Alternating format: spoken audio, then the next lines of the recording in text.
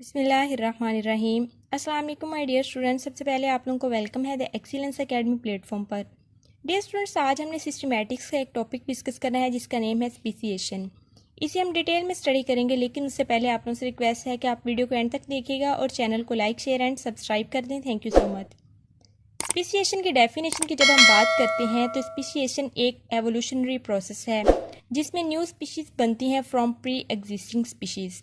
पहले से मौजूदा स्पीशीज से न्यू स्पीशीज का बन जाना स्पीसिएशन कहलाता है। सबसे पहले स्पीसिएशन का जो कॉन्सेप्ट था वो रेटर एफ कुक एक साइंटिस्ट थे, 1906 में इन्होंने इस टर्म को इंट्रोड्यूस करवाया था।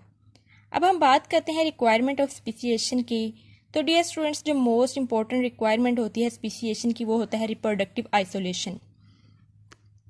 रिप्रोडक्टिव आइसोलेशन क्या है? ये एक ऐसा प्रोसेस है जिसके अंदर सब स्पीशीज या सब पॉपुलेशंस ये प्रिवेंट करती हैं फ्रॉम इंटरब्रीडिंग से, यानी पेरेंट पॉपुलेशन से ये फिर प्रिवेंट करती हैं इंटरब्रीडिंग से।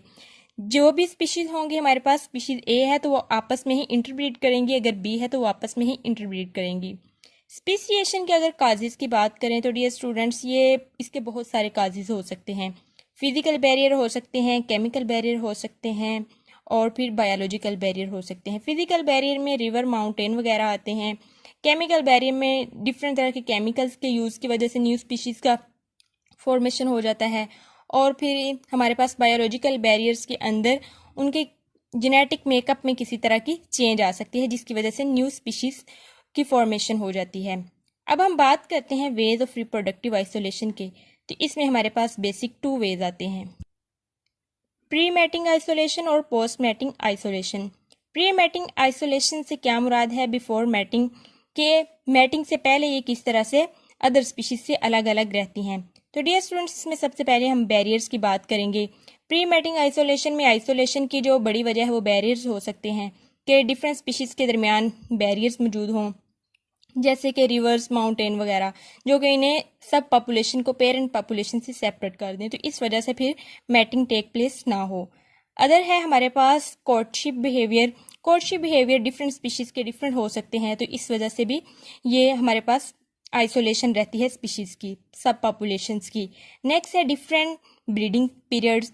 तो जितनी डिफरेंट तरह की स्पीशीज़ होंगी हमारे पास तो डिफरेंट ही उनके ब्रीडिंग पीरियड्स होंगे, तो इस वजह से भी फिर ये रिप्रोडक्टिव आइसोलेशन रहती है, प्री मैटिंग आइसोलेशन रहती है स्पीशीज़ के दरमियान। डिफरेंट हैबिटेट्स, डिफरेंट स्पीशीज़ जो डिफरेंट हैबिटेट से बिलोंग करेंगी जब आफ्टर स्पीसिएशन, तो फिर उनके डिफरेंट हैबिटेट्स की वजह से भी उनके दरमियान आइसोलेशन रहेगा और प्री मैटिंग आइसोलेशन ये हमारे पास इसमें ये वाला प्रोसेस आएगा, डिफरेंट हैबिटेट की वजह से भी ये आइसोलेशन रहेगी। नेक्स्ट वे जो है हमारे पास पोस्ट मैटिंग आइसोलेशन है कि अगर हमारे पास इन केस डिफरेंट स्पीशीज़ के दरमियान मैटिंग हो भी जाती है तो फिर वो उसकी क्या क्या कंडीशंस हो सकती हैं हमारे पास। तो इसमें डियर स्टूडेंट सबसे पहले जो हमने डिस्कस करना है वो है condition in the reproductive tract of female. Female track reproductive tract के अंदर डिफरेंट कंडीशंस की वजह से भी फिर ये सक्सेसफुल फर्टिलाइजेशन नहीं हो पाती, जिसकी वजह से पोस्ट मैटिंग आइसोलेशन रहती है, यानी कि अगर मैटिंग हो भी जाए तो फिर फर्टिलाइजेशन सक्सेसफुल नहीं होती। नेक्स्ट है स्टेरॉयल हाइब्रिड्स। तो जब डिफरेंट तरह की अगर स्पीशीज़ आपस में मैटिंग कर जाएं तो ये फिर हमारे पास हाइब्रिडाइजेशन का प्रोसेस कहलाता है, जिसमें हमारे पास ये सक्सेसफुल मैटिंग नहीं होती। जैसे कि म्यूल की एग्जांपल है, डोंकी और हॉर्स के मिलने से म्यूल बनता है, तो ये एक स्टेरॉयल हाइब्रिड है हमारे पास। नेक्स्ट है डेवलपमेंट फेलियर। तो डेवलपमेंट फेलियर हो सकती है अगर इन केस मैटिंग हो जाती है तो फिर वो डेवलपमेंट अच्छी तरह से नहीं हो सकेगी, जिस वजह से ये पोस्ट मैटिंग आइसोलेशन रहेगी डिफरेंट स्पीशीज़ के दरमियान। नेक्स्ट हमने बात करनी है वेज ऑफ स्पीसिएशन की। तो इसमें हमारे पास 2 वेज आते हैं, एनाजेंसिस एंड क्लैडोजेंसिस। एनाजेंसिस जो वे है इसमें एक सिंगल स्पीशी जो है वो with the passage of the time evolutionary changing होती है और वो कन्वर्ट हो जाती है अदर स्पीशी के अंदर। जैसे स्पीशी ए जो है ये with the passage of time convert हो जाए बी के अंदर। नेक्स्ट है हमारे पास क्लैडोजेनेसिस। क्लैडोजेनेसिस में एक हमारे पास स्पीशी होती है और वो डिफरेंट तरह की स्पीशीज़ के अंदर कन्वर्ट हो जाती है। एक ही स्पीशीज़ का डिफरेंट तरह की स्पीशीज़ के अंदर कन्वर्ट हो जाना क्लैडोजेनेसिस कहलाता है। तो इस तरह से भी हमारे पास कई न्यू स्पीशीज़ बन जाती हैं with the passage of the time. Modes of speciation की जब हम बात करते हैं तो इसमें हमारे पास बेसिक 3 मोड्स हैं। फाइलेटिक ट्रांसफॉर्मेशन होता है, हाइब्रिडाइजेशन होता है और ट्रू स्पीसीएशन होता है। फाइलेटिक ट्रांसफॉर्मेशन में एक स्पीशी जो है ये with the passage of the time gradually convert हो जाती है अदर स्पीशीज के अंदर, और हाइब्रिडाइजेशन से भी हमारे पास डिफरेंट तरह की स्पीशीज बन जाती हैं। ट्रू स्पीसीएशन में हमारे पास स्पीशीज का फॉर्मेशन हो जाता है जो कि बिल्कुल हमारे पास हर तरह से एक्यूरेट स्पीशीज होती हैं। अब हम बात करते हैं मैकेनिज्म ऑफ ट्रू स्पीसीएशन का। तो इसमें सबसे पहले हमने बात करनी है isolation of gene pool of population, next है divergence of gene pool, third है हमारे पास रिप्रोडक्टिव आइसोलेशन ऑफ पॉपुलेशन। सबसे पहले हम बात करते हैं isolation of gene pool of population. Dear students, जब हमारे पास एक ही एरिया के अंदर डिफरेंट तरह की स्पीशीज रह रही हों या सेम स्पीशीज रह रही हों, तो किसी भी केमिकल कंडीशन की वजह से या फिर बायोलॉजिकल कंडीशन की वजह से या फिर अदर फैक्टर की वजह से with the passage of the time अगर उनके दरमियान में सेपरेशन हो जाए तो उनका जीन पूल भी जो है वो भी आइसोलेट हो जाता है, क्योंकि जब वो डिफरेंट हैबिटेट्स के अंदर रहने लग जाएंगे तो उनका जीन पूल भी फिर उस हैबिटेट के अकॉर्डिंग अडेप्ट कर जाएगा और फिर उनके जीन पूल के अंदर भी आइसोलेशन हो जाती है। इसमें हमारे पास आइसोलेशन में हमने बात करनी है बैरियर्स की, क्योंकि ये बैरियर्स की वजह से भी हो सकता है। बायोलॉजिकल बैरियर्स हो सकते हैं या फिर फिजिकल बैरियर हो सकते हैं। बायोलॉजिकल बैरियर की जब हम बात करते हैं तो इसमें हमारे पास डिफरेंट तरह की म्यूटेशंस आती हैं।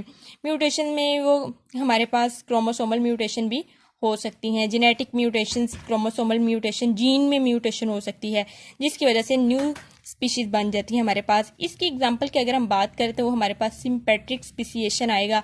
नेक्स्ट जब हम टाइप्स की बात करेंगे तो उसमें आपको ये हम डिटेल में ये स्टडी करेंगे कि ये किस तरह से सिम्पेट्रिक स्पीसीएशन का प्रोसेस होता है और ये क्या है सिम्पेट्रिक स्पीसीएशन। नेक्स्ट हमने बात करनी है फिजिकल बैरियर्स की। तो आइसोलेशन जो जीन पूल में होती है वो फिजिकल बैरियर्स की वजह से भी हो सकती है। फिजिकल बैरियर में हमारे पास रिवर्स आते हैं, माउंटेन्स आते हैं जो कि स्पीशीज़ की सेपरेशन का बायस बनते हैं। जब सेपरेशन हो जाती है स्पीशीज़ की तो जीन पूल के अंदर भी आइसोलेशन हो जाती है और इसकी एग्जाम्पल है हमारे पास एलोपैट्रिक स्पीसीएशन। एलोपैट्रिक स्पीसीएशन जो है ये भी हम नेक्स्ट जब टाइप्स में पढ़ेंगे तो बात करेंगे कि ये क्या है। ट्रू स्पीसीएशन के मैकेनिज्म में सेकंड जो हमने बात करनी है वो है divergence of gene pool. Dear students, जब डिफरेंट हैबिटेट्स के अंदर ये स्पीशीज़ रहने लग जाएंगी फिजिकल बैरियर की वजह से तो फिर उनका जो जीन पूल है उसके अंदर भी डाइवर्जेंस आ जाएगी। मीन जो उनका जेनेटिक मेकअप है वो भी उन हैबिटेट्स के अकॉर्डिंग ही अडेप्ट कर जाएगा और उनका जो जेनेटिक मेकअप है वो भी पेरेंट स्पीशीज से चेंज हो जाएगा। तो ये है divergence of gene pool. Next reproductive isolation. तो वही बात जो हमने पहले की कि जब ये डिफरेंट हैबिटेट्स के अंदर रहने लग जाएंगी तो ये फिर जब इनका जेनेटिक मेकअप चेंज हो जाएगा, जीन पूल चेंज हो जाएगा तो ये रिप्रोडक्टिवली भी एक दूसरे से आइसोलेट कर जाएंगे। जब रिप्रोडक्टिवली आइसोलेट कर जाएंगे तो ये मुकम्मल तौर पे न्यू स्पीशीज़ बन जाएंगी। इसमें हम हॉर्स और डोंकी की एग्जांपल फिर दे सकते हैं, म्यूल, कि अगर इन केस इनके अंदर फर्टिलाइजेशन हो भी जाती है तो ये स्टेरॉयल हाइब्रिड प्रोड्यूस करेंगे। नेक्स्ट हमने बात करनी है फैक्टर्स इफेक्टिंग स्पीसीएशन। तो इसमें हमारे पास ये फॉलोइंग फैक्टर्स हैं जो कि स्पीसीएशन को इफेक्ट करते हैं। इसमें नेचुरल सिलेक्शन है, जेनेटिक ड्रिफ्ट है, क्रोमोसोमल म्यूटेशन है, जीन म्यूटेशन भी हो सकती हैं, हाइब्रिडाइजेशन है और रिडक्शन ऑफ जीन फ्लो है।